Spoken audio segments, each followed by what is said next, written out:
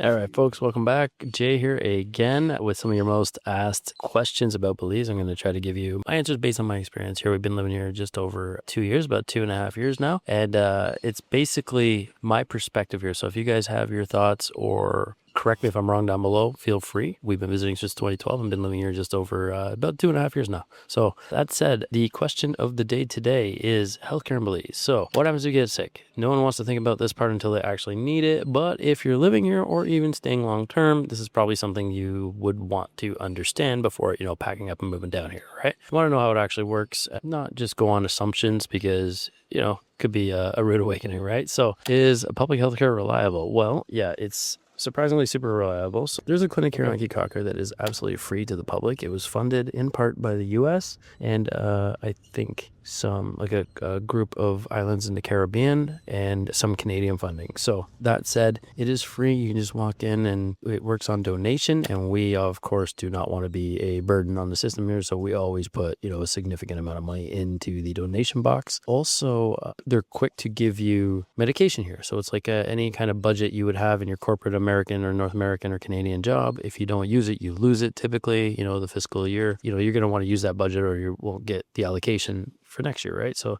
same, I think, happens here with some of the drugs they'll give you. So I went in for bronchitis, for example, and thankfully it doesn't happen often, but I used to get it a lot when I smoked, but I'm pushing 5 years smoke free, so it almost doesn't happen anymore, but it did happen. And I went in and then it was free for everything. The drugs are included. So I got prescription from the doctor there. I go to the other side around, all in the same little clinic, and there's like a prescription window, like a drug, like a pharmacy window type thing there. And they'll just give you whatever was on the thing. And I said, I don't think I need this and I don't think I need that because I've been through this before. And the nurse who was working that, who actually has been somewhat of a friend, her husband and I, we see each other walking our dog at 6 a.m. every morning too. Yeah, she also agreed, and like, I don't think you need that either. So they're gonna give you this stuff, and again, it's free, right? It's no cost. So there's no reason you need to say no. It's just I would prefer not to take it and rather leave it for somebody else if I know I don't need it. Just in the same way, we're not just going to abuse the system here. We're absolutely going to be donating every time, hopefully few and far between. And if you're wondering about the pelicans going off here, there's a fisherman who just got in and he cleans a fish to the right of me here on the seawall, and he throws like the carcass and like whatever else for the pelicans so they know when he's in, and it's kind of a pretty cool thing to see, honestly. Yeah, so in and out for free. You get the drugs you need for free. You can also go to the pharmacies here and buy things that you would otherwise need a prescription for if you were in Canada or the States. So a lot of stuff, you can get antibiotics or amoxicillin type stuff over the counter. You don't necessarily need a prescription for everything. Pretty fluid, pretty cheap. Comparatively speaking, it's cheaper than what you would pay in Canada if you don't have medical, like the prescription benefits from your work or whatever. And it's also probably, a tenth of what you'd pay in the States. So they do have socialized healthcare here, of course. For Belizeans, you need a social security card and you need to be part of that. We actually do have our social security card, which I think allows us that. I'm not 100% sure. Let me know in the comments, but until we get residency, I think would be entitled to that if we were actually paying taxes, right? And even still, I would probably still use the privatized because the socialized is good, but it also is taking, healthcare away from a Belizean. So I would use the privatized one. We'll be out of pocket for it. Totally fine. It's also super reasonable. So I pulled up some things here. Stacy called on a Friday and had an appointment on a Monday morning in the city. So we have to take a boat, the water taxi ferry to Belize City, and then take a taxi to the hospital for the doctor's visit. But for example, she had a mammogram and an ultrasound, 100 Belize each, so $50 US each, and then a surgeon consultation on the findings, and she's all in the clear, so no issues there. But the surgical consultation on the findings by an actual surgeon, right, not just somebody reading the charts or whatever, was another whopping 100 US dollars, so, or 100 Belize dollars, so $50 US. So a mammogram, ultrasound, a surgeon consultation for 300 Belize, 150 US dollars. They actually gave her the first 9 a.m. appointment on the Monday, and then it was actually too early because she couldn't get there with the water taxi. So then they bumped her to the next available, which was like 10 or 11, her choice basically. She took the 11, I think it was, just to make sure there was time to get there. It's about an hour boat ride plus a half-hour taxi or so. So she gets there. She waits 20 minutes early for an appointment. They pass her 10 minutes early. Comes out at 1. They say, okay, it'll be about like 15 minutes for the next one. It was like 12 minutes, a 12-minute wait in between appointments. And then there was like, she said it was like literally zero wait. She's like, well, if you want that consultation, I think he's in his office now. You can just go over there, knock on the door, and if he's available, he'll do it. If not, he'll tell you to come back later, which might mean in half an hour or an hour from now after lunch kind of thing. Rare occasions would he have been booked up and you'd have to come back the next day or something. If you tell him, you're on Caye Caulker and it's going to be, it's a half day trip or half day away when you have to do that, they're pretty lenient and pretty good with it. So they, they're just kind people. Yeah. So all said and done, she was in and out of the hospital in like, I think an hour and a half total. And she only sat idle for maybe 20 minutes of that hour and a half total. And it cost, again, 300 Belize, which is $150 US.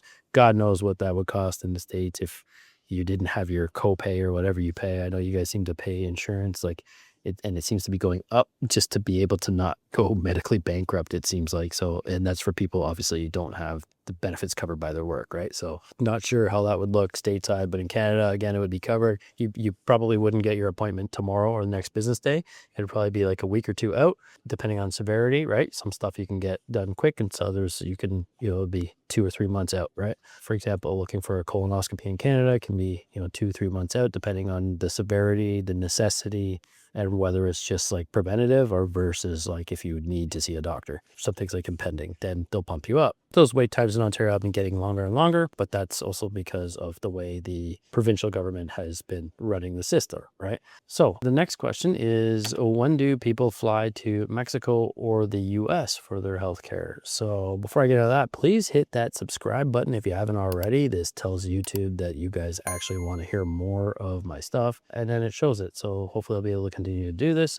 Maybe one day they'll pay me like $1 for every video I upload or something like that, right? For now, we're just trying to grow the channel, and give away whatever information I can based on my experience here so far. So when do people fly to Mexico or the US? So people will go to Merida in Mexico for a lot of cancer treatments. Apparently they have some of the best doctors in the world from a cancer perspective up there. That seems to be where they go. You'll see dental work here is like top notch, apparently. Also haven't had any work done, teeth pulled or anything like that, but I know several Americans will come down here for a week vacation, and they do it, or 2 weeks, because it's cheaper to come down here for a week or two vacation and go to Belize City and get some dental work done than it is to go to the dentist in the States.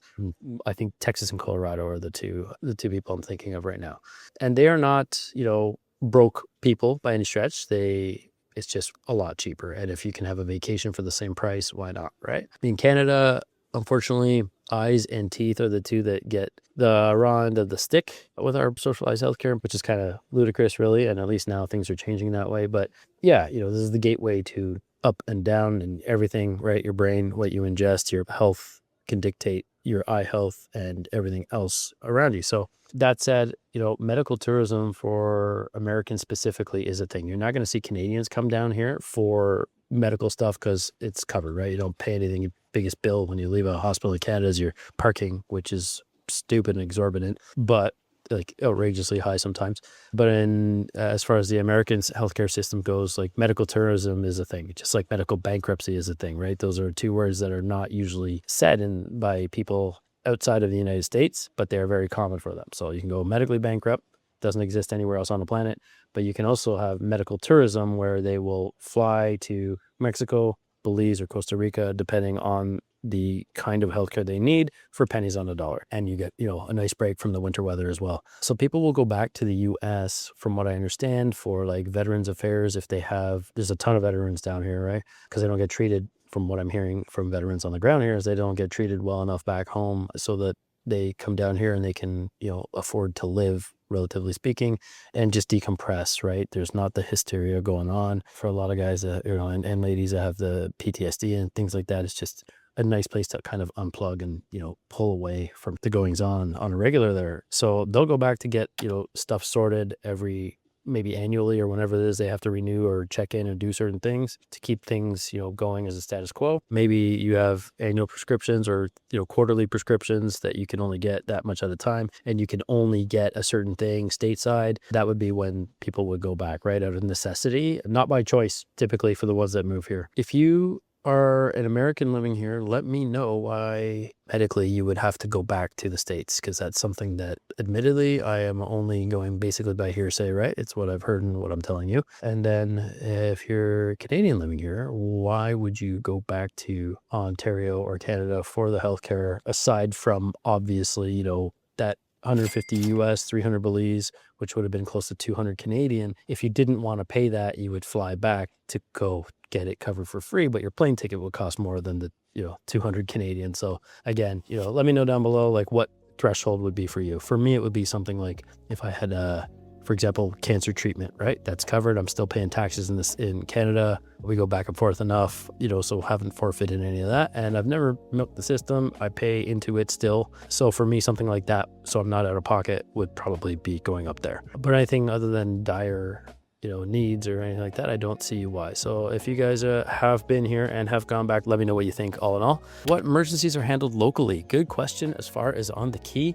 So we have an ambulance here. It's basically a glorified golf cart with an extended back and kind of cut out. So there's like a little tarp over it, kind of like Wells Fargo. I think it's a American bank with like the wagon, that wagon that people would travel across, like the Oregon Trail type wagon, except you're not going to die of dysentery.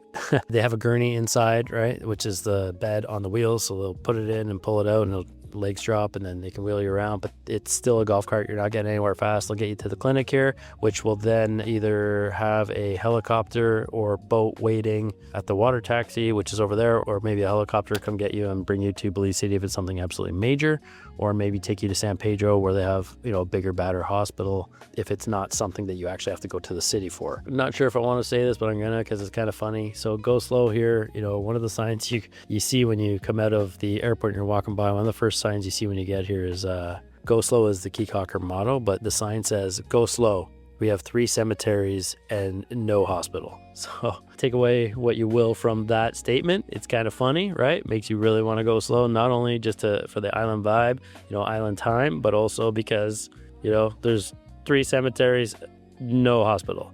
But yeah, like another kind of funny saying here is like, if you get really injured here, like, you get stabbed and you're bleeding, you won't die here, but you'll probably die on the way to the hospital in the city because you got to budget in for a 45-minute boat ride, right? So there is that. But all jokes aside, the healthcare has been solid. If people are readily available to help. There's been times where people needed help and the community just rallies and there's enough fishermen here with boats. And if there's no boat that can leave on time and, you're a kind person and you help people, even if you're foreign or new and you're in distress, people will rally and people will help. They will find a way to get you where you got to go. So all in all, pretty solid. I think that's it for this one. Keep dropping your questions below and I'll do my best to answer them. Go slow, don't fight the tide, and please hit that like and subscribe, and we'll see you in the next one.